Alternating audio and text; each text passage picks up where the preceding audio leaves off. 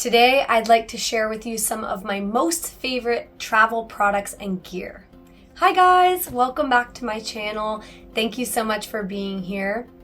A quick disclaimer, my voice is trashed. It's getting a little bit better, but I've been sick for about a week and I'm kind of coming off of that. And today is the only day I had to film, so I just gotta do it. Bear with me. With my sick brain fog, I totally forgot to introduce myself. My name's Kaitlyn, for those who don't know, and welcome back for those who do. I'm going to start off with organization. So there are a few things that have helped me stay organized when I'm traveling. The first thing is packing cubes. I never used to use these and I started using them a few years back and they have been lifesavers. I have about 2 sets of packing cubes that I use interchangeably, and I just find that they help keep my gear really organized. I use them for clothes, electronics, all kinds of stuff. And I find that I also like having one of the big canvas ones for shoes, so it keeps those separate from my other clothes. And I like having one for dirty clothes that I can kind of keep everything separate. Although I'm not sponsored by any companies, I did provide my Amazon affiliate links in the description box below for the packing cubes as well as the Goal Zero power bank, which I'll talk about later, in case you're interested in purchasing any of them. I totally forgot to film this part of the video yesterday, but it's important enough for me and my travels that I wanted to include it. So here we are. This is my travel fanny pack. I have suspicions it has been in the family since at least the 80s, but I'm not positive. The inner lining is completely flaking off, but it's awesome. I love this thing. I take this with me on all of my trips, and I even wear it every day to work as a little sling bag because I keep my commuter pass in here. I can easily unzip it, access that, access chapstick, hand sanitizer. I keep my wallet and some money in here. All the things I need to easily access are in this bag, and instead of digging through a backpack every time, I have this in the front. So I highly recommend a little bag like this or some kind of sling bag you can wear in the front. It's just so convenient. The next thing is small zip or cinch bags.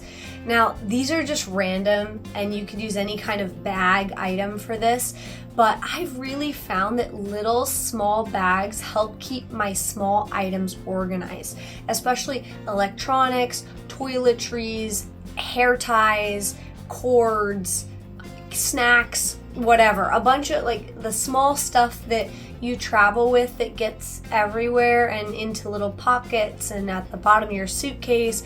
These little bags really help keep me organized. Next would be Ziploc bags. Very simple, but I think there's always a need for a Ziploc, so just carrying an extra Ziploc, whether it be a gallon size or like a quart size, I find that those are good. They also double as dry bags for electronics if you happen to be caught out in the rain.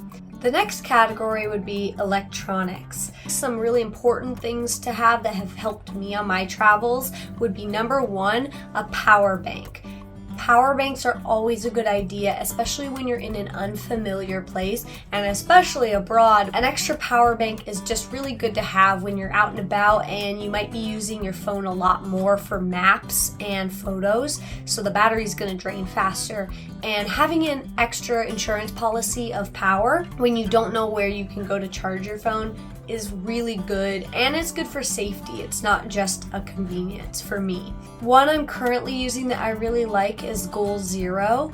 It was, I think, about $30, which I felt was pretty good for about 2 full charges on my phone. So it's been great and it's not too heavy and I feel like it's been very reliable.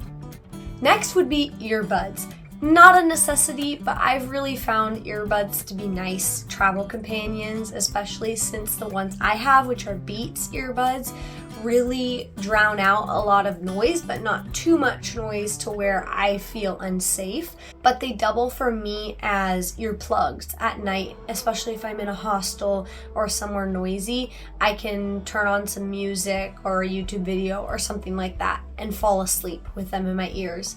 My next category is apps. I don't have a lot on here because I don't use a lot of apps for travel, but two that I have been using a lot. Of course, a mapping app. My choice is Google Maps. Even though it can mess you up sometimes, I recommend having a mapping app on your phone. And if you know you're not going to have service, I would download the maps ahead of time.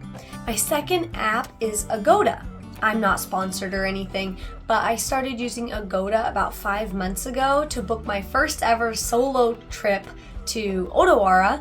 And then I've just been using them ever since. I will kind of pick an area I want to go to and then go to Agoda and look for cheap accommodations. And I just have found it to be relatively seamless. I've never had issues on there, and it is nice to have everything accommodations wise in one place so I can compare options and look around an area that I want to go.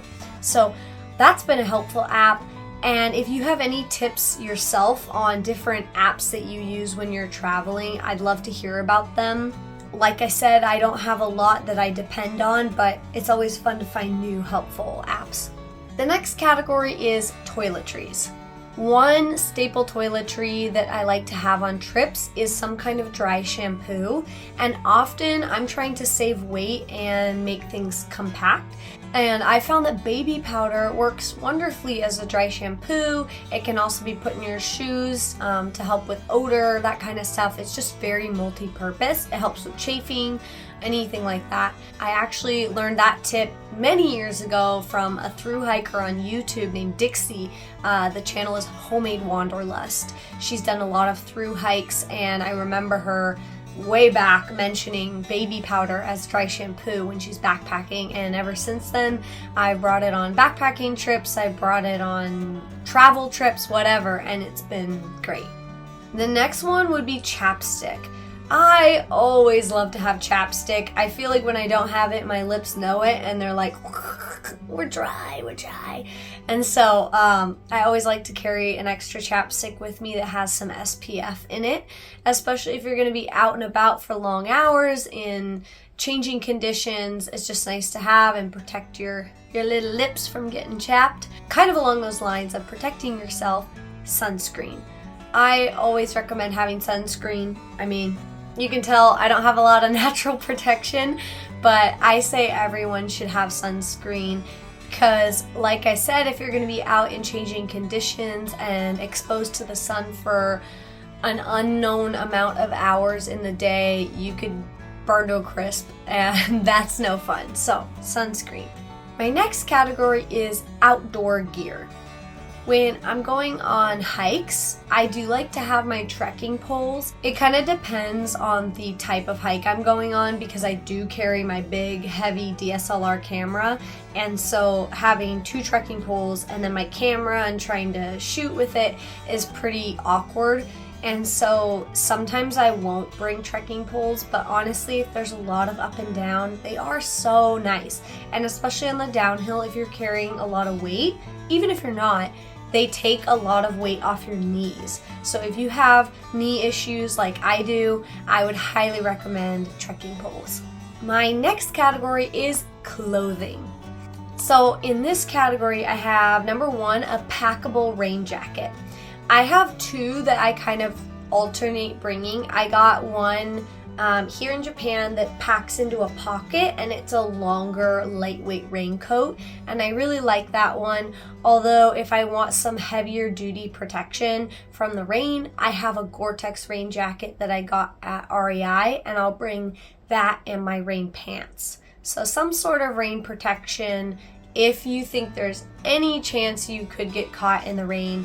Luckily in Japan, it's very easy to pick up something cheap like a poncho, or you could pick up an umbrella for 500 yen, like $5, at a konbini or convenience store very easily anywhere you go. The next one would be a buff and or bandana, something to cover your neck or your head, or double as a handkerchief, just something like that. I found to be very helpful for different weather conditions. Having a bad hair day, greasy hair day, you need to protect your neck from the sun, anything like that. Buffs, bandanas are super convenient, and I found them to be really helpful. And kind of along those lines, the last clothing item that I always bring with me is a hat. Whether it be a baseball cap or some kind of broad brim hat, I think a hat's always good to have. You never know when you're gonna need one. It's really sunny or your hair is just like, and you need a little extra coverage up there. So a hat, highly recommend.